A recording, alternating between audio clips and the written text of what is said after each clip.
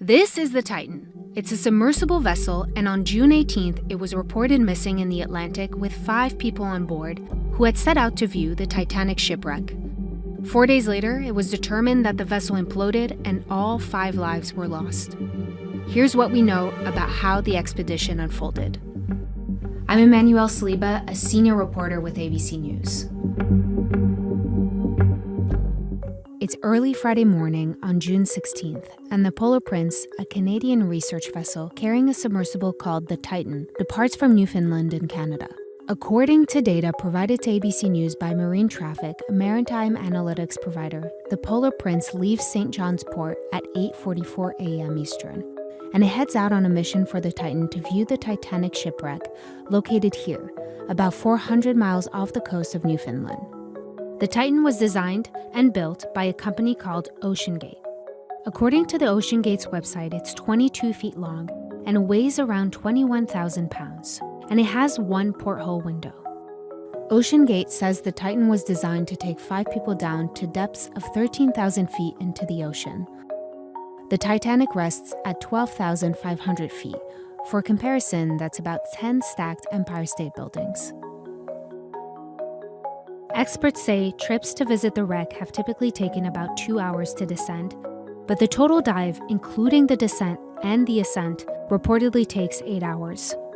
According to OceanGate's website, the crew will help document the current condition of the Titanic wreck. Saturday, June 17th, Captain Hamish Harding, a British businessman and pilot, announces via Instagram that he's going to be one of the crew members on board the Titan. The other 4 on board are British businessman Shahzada Dawood with his son Suleiman Dawood, French explorer Paul-Henri Nargeolet, a former French Navy diver who has spent more time at the wreckage than any other explorer, and Stockton Rush, the CEO and founder of OceanGate Expeditions, is also part of this mission.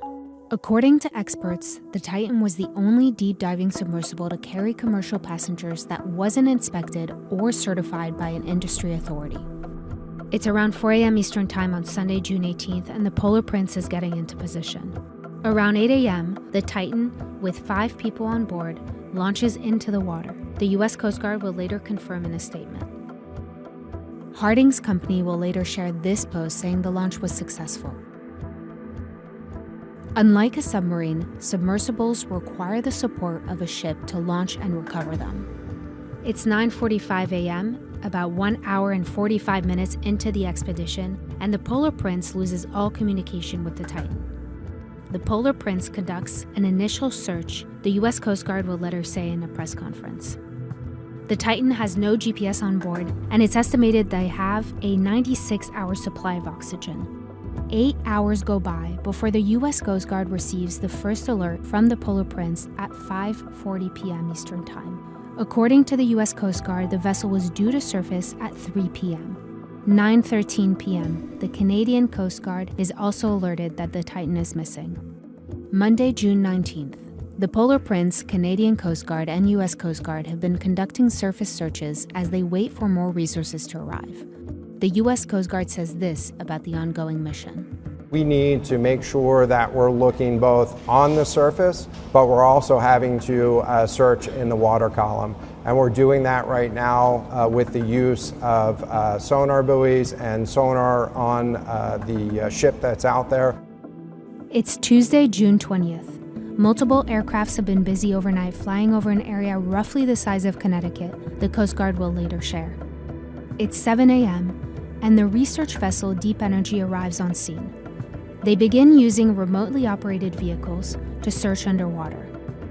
Later that day, the U.S. Coast Guard says they are working with the U.S. Navy, Canadian Coast Guard, and OceanGate to search for the missing Titan. The U.S. Coast Guard tells Good Morning America this about the ongoing efforts. This is a complex case, and the Coast Guard doesn't have all the resources to be able to effect this kind of rescue, although this is an area that's within our search zone. It's around 1 p.m., and the Coast Guard holds a press conference to update on the search and rescue operations. We know there's about 40 hours of breathable air left based on that initial report. Again, that was just the initial report based on 96 hours. It's Wednesday, June 21st. It's been 3 days since the Titan was reported missing. Around 12 a.m. Eastern, the U.S. Coast Guard tweets this. One of Canada's search planes says they've detected underwater noises in the search area. The U.S. Coast Guard says this about the noises.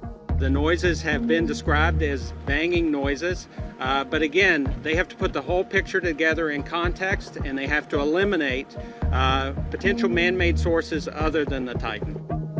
The data is sent to Navy experts to analyze. Thursday, June 22nd. It's been 4 days since the Titan was reported missing.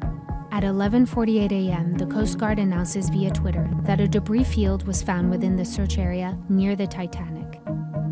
3 p.m. Eastern, OceanGate releases a statement saying they believe all 5 passengers of the Titan are dead.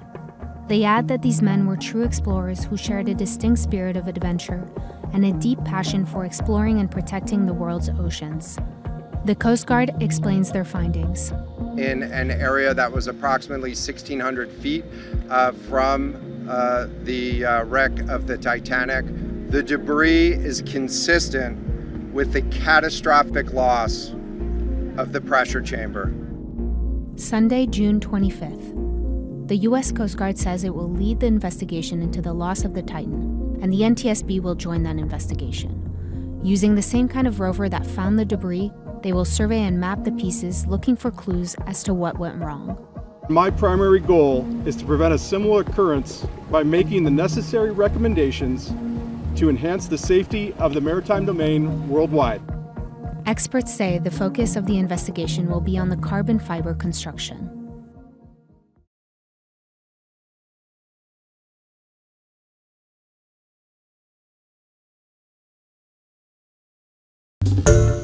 Hi everyone, George Stephanopoulos here. Thanks for checking out the ABC News YouTube channel. If you'd like to get more videos, show highlights, and watch live event coverage, click on the right over here to subscribe to our channel, and don't forget to download the ABC News app for breaking news alerts. Thanks for watching.